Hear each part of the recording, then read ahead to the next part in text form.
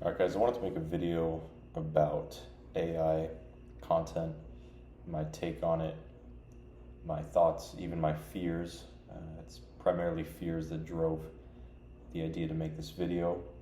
I'm just eating dinner right now and I figured no better time to make the video than right now. So yeah, the main fear, I'm just gonna kind of have my whole take on AI. This is maybe a little bit of a lower energy video, but that's all right.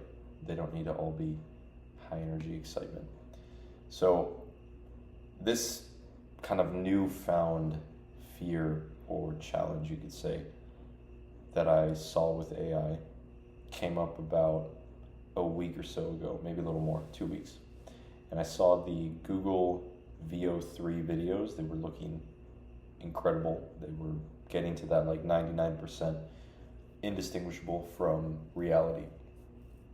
And I think that was the first time that I saw my own work begin to get threatened when it comes to video editing, content, managing video ideas, all these things. I know there's been many industries in the past that have already been kind of somewhat taken over by AI. Graphic design is a good example. And it's just slowly been creeping into more and more and more. And it's only going to keep accelerating to taking over more industries. And I saw that, it just really hit me that day. Like, after watching those videos, like, it was honestly hard to sleep. It was terrifying, more so from like a humanity perspective, but then secondary to that from a like job security, career security perspective. And yeah, I mean, that was one thought, but really like what prompted this video further is just extrapolating how far this can go. So I remember whenever that was, like 2 years ago, 2.5 years ago, when the Will Smith spaghetti eating video came out and it looked horrible, everything was choppy. And within about a year, it was looking like much, much, much better. And I think if you were to just look at the progression at that point and then see where we're at today, you can really just take this infinitely far. So I began thinking of like, especially after this Google VO demo thing, there will be full creators that are fully AI. Like there's nothing, it isn't based on a person. It doesn't hold any weight, any substance when it comes to real human life. Just a whole persona, a whole character can be built. And it's not just going to be videos. It's going to be music. It's going to be concerts that use this fake character as a hologram on stage. It's going to be merchandise, physical products, a fan base. I mean, everything. That's just when it comes to like fans. And the main thing that came to mind is like, it seems that physical products are, or just physical anything, it doesn't have to be a product, it can even be like a physical service, are at the very least the most protected against this current innovation. Doesn't mean they're protected forever, but for now, the majority of the progress is fully being made online. And if you're to just close your laptop or turn your phone off, all of this innovation just temporarily, ceases to exist or gets put away, out of sight, out of mind, that whole thing. And that's partially why I've actually been interested in physical products again. I've dabbled in some way in the past. I sold cookies to a cafe. I should probably make a video about that. I don't think I have, at least not in depth. No, I have actually. Yeah, it's really old though. So I did physical products back then. Then I worked on an Airbnb business with some friends a few years ago. And then I did like some wooden products and some leather products in more recent times.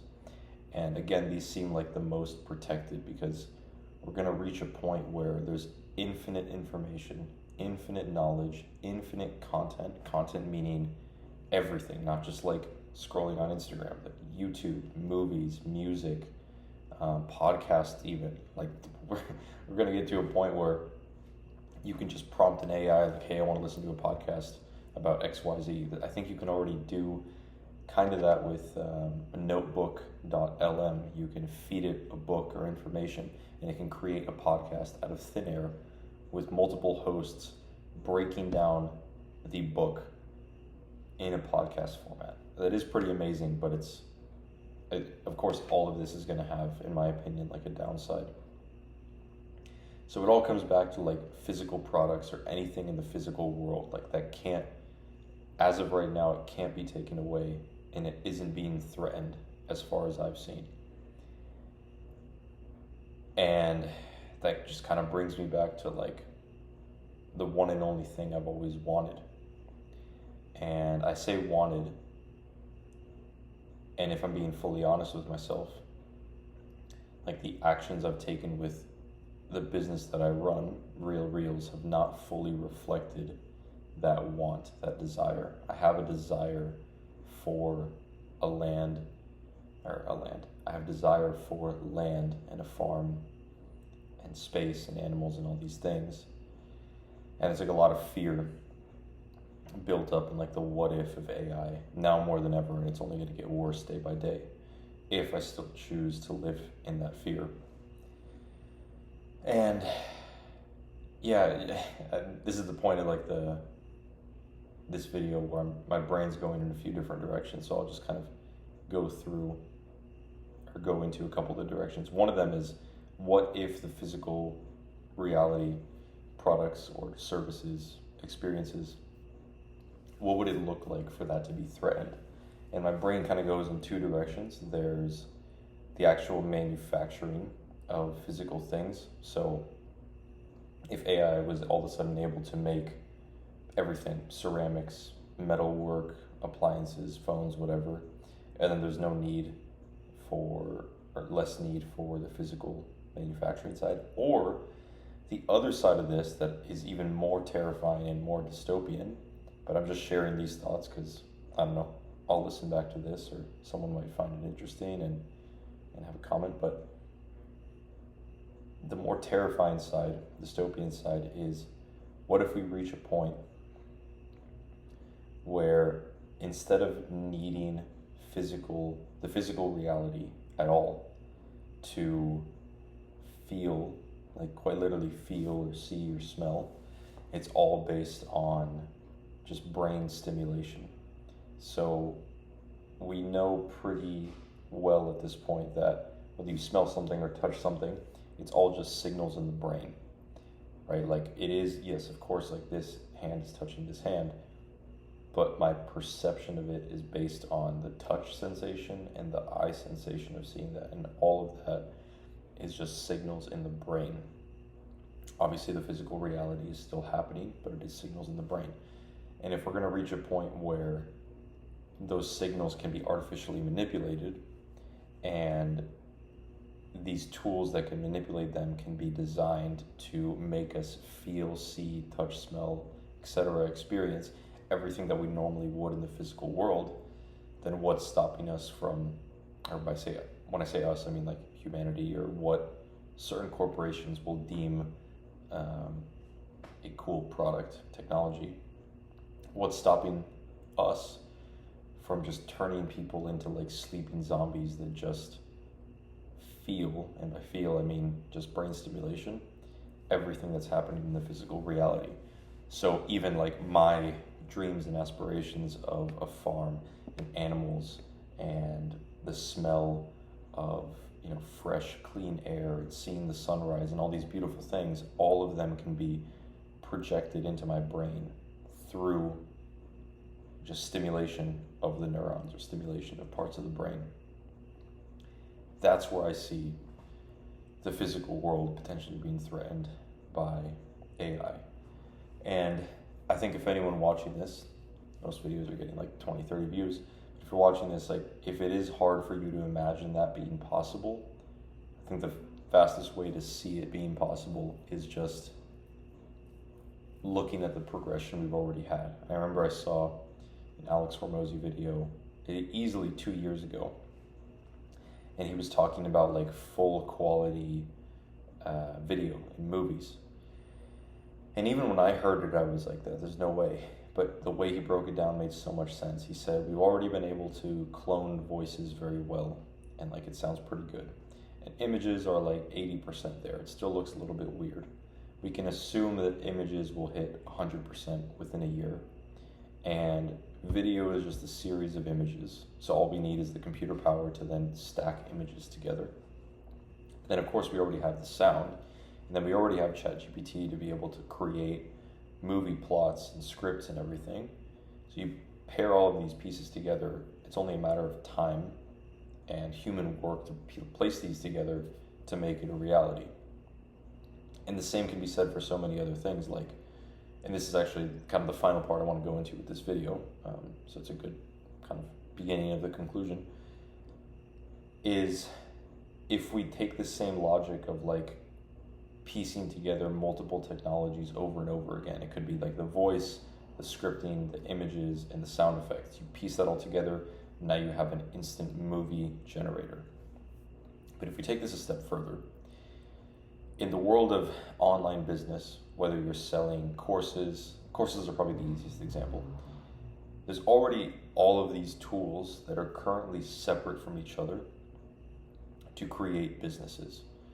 And they're all over the place. So you have Stripe to collect payments. You have all the social media platforms to actually market. And then you have the ad interfaces, the ad dashboards within those social media platforms.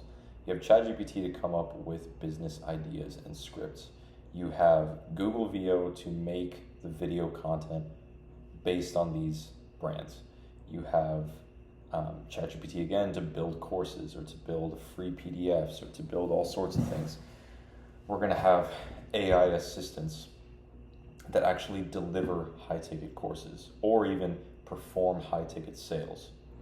All of this is going to be automated. I mean, a lot of these pieces already exist, and we can only assume that the ones that are still missing or aren't at 100% are going to exist in the very near future, given the progression that we've had leading up to today.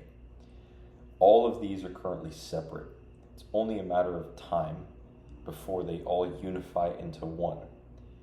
And as crazy as it might sound, I think it could just get to a point where there would be a single AI where I would just type in and say, build me from start to finish a online course on how to cut trees in rural Canada, right? Like the type of trees they have in rural Canada, how to cut them and turn them into firewood, whatever. And this AI would make the brand, make the people that own the brand, as in like the AI characters, make video scripts, make the videos, post the videos, write the description for the videos, create call to actions, reply to the comments, create the free resource for the call to action as a lead magnet, collect emails, pump a email sequence to those emails, sell people on the high ticket sales for the $5,000 course on how to do this thing, how to cut down trees in rural Canada. For those $5,000 sales, it would be an AI video call high ticket closer. They would close it. There would be another AI that would deliver the high ticket course. There would be the Stripe would be automated, automatically be linked to your bank account. So within just one prompt, anyone with this technology would be able to create a course out of thin air on anything. And we're already reaching a point where there is basically, I don't want to say a surplus because I am by far not an expert when it comes to online business, by far, as of right now. So I don't want to confirm that there's a surplus of courses, but you can look up almost any course, like anything. You want to learn how to cook, you want to learn how to maintain a garden, you want to learn how to farm, everyone has a course. And we're reaching a point of exponential growth where anyone can build a course about anything. And what do we do at that point? Like, how many more courses does the world need? How many more online anything platforms does the world need, right? Like it could be online therapy, it could be online language learning. Like all of these courses will exist. All of these programs will exist. There's already AIs that can teach you a language and you basically have a conversation with the AI. All of this will exist. All of it will be infinitely available, infinitely in a surplus. making the value of all of them essentially zero. And this is the point where we're just going to hit infinite knowledge, infinite information, infinite even like speed of accessibility of the information. And the only thing that's going to limit us is our ability to read or see or listen. What happens after that, I have no idea. That's getting into like a different topic. But then the question is like, if all of this is now instantly available online or instantly available digitally, it brings us back to the physical. It's like, what good does it bring to humanity to build more online information and more online resources if none of it actually fully taps into the real world? And if the internet world is infinitely available and therefore infinitely low in value, all of the value returns to the physical world. The physical world being natural resources, wood, metal, oil, land, of course, physical products. There's still going to need to be manufacturing, obviously food, manufacturing of vehicles, homes, products for the home. We're just going back to that. So in this kind of cycle that I've been through of fear and doubt and confusion and all these things, I'm not saying that stuff is no longer here. It most definitely is in my brain, and I'm doing my best to work with it because it's a lot. I've never felt this way before. But in all of that, kind of the conclusion I've come to, at least for now, is that it will all make a return to the physical. The physical world must re-become the most valuable thing that we have, because it's the only thing that's finite. Land is finite. Obviously, there's certain things that are fully renewable, like trees and wood, one of my favorite things. Animals, livestock, those are renewable. Leather is renewable. Kind of conspiracy theory territory, but maybe oil is renewable. And it's just all going to come back to that because, well, I guess it's not all necessarily finite, obviously, if it's renewable, but there's something else, there's a different aspect to it. There's literally a fully different element to it, it being physical, it being tangible. So I think it's going to come back to that. I remember like 2 years ago, I had an idea that in the future, rural land will be much more expensive than city land. Because like right now, let's say in New York City, like if you were to do the math of a large skyscraper, let's say it's 30 stories high, and you do all the math on how many apartments are in there, and it only takes up, I don't know, like 5,000 square feet at the base, or whatever the math is, each apartment is only owning, a few square feet, let's call it 50 square feet a piece at the bottom. So you're paying whatever it is, $1 million for 50 square feet in a certain place on Earth, New York City. 50 square feet, well, you couldn't even buy 50 square feet, but if you could, 50 square feet in a random part of Arkansas with really fertile land, it's probably going to cost you like $30, right? If you do the math on how much it costs to buy 20 acres. And I think there's going to be a full flip of that, where with infinite resources, or infinite knowledge resources, information resources, technology resources in the city, with infinite crowding, which is only going to increase the control of not only the federal government, but the international governments, the governments that we don't even vote for, is going to increase all of their power and control over people is going to be highest in the cities. And it always has been, but it's only going to increase. So all the value, I think, is going to return back to rural land where you have autonomy. You can grow your own food if you choose to do so, because you don't really have a choice in New York City. You can choose how to educate your kids. You can choose how to eat. You can choose how to govern in a way with local governments, the way that it should be, or just smaller governments, whatever that is, city, county, state, or even if you just look at your own home and community and family as a government, that's a lot better than the federal and international governments. So that's kind of the nutshell of this video, is just, I think it's all going to make a return to physical. And I think I mentioned this in a previous video. My friend and roommate Max mentioned that the people he knows that are like most successful in business all own physical product businesses. And I know the three people that he mentioned I know as well. And they're by far doing the best, and it all is just physical products. So my current business is fully online. I don't see it going physical anytime soon when it comes to Real Reels. I don't know what that would look like. I have some ideas of what it could be, but as of right now, it's fully digital. And I think this whole thought process that I've just put forth has only confirmed that in some capacity, I need to do physical products. And that's where my original passions lie, for sure, especially in wood. And I think there's plenty of opportunity, even just from a health perspective, to help others with physical products. The majority of physical products that exist today, whether they're for entertainment or for food or for education or anything, or even just a utility, they're for the most part made out of toxic materials. And it's only trending more and more and more towards toxic materials. So, yeah, I gotta do physical products. I am doing physical products. I've sold a good amount.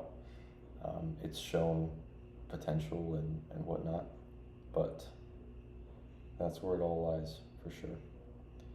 Let me know what you think. This is a longer video, but yeah, it's an interesting world, interesting direction, and I think it's going to reach a point of, I don't want to say infinite power in like apocalyptic way. There's maybe still some unknowns when it comes to the physical. Like if it only ever stays digital, yes, it can still cause problems, but at the end of the day, if you have milk and eggs and orange juice in the fridge, who really cares? But the question is like, if and when, let's just say if it becomes physical, then that's a different story. But yeah, again, let me know what you think. Curious in other people's thoughts, and yeah, that's all I got.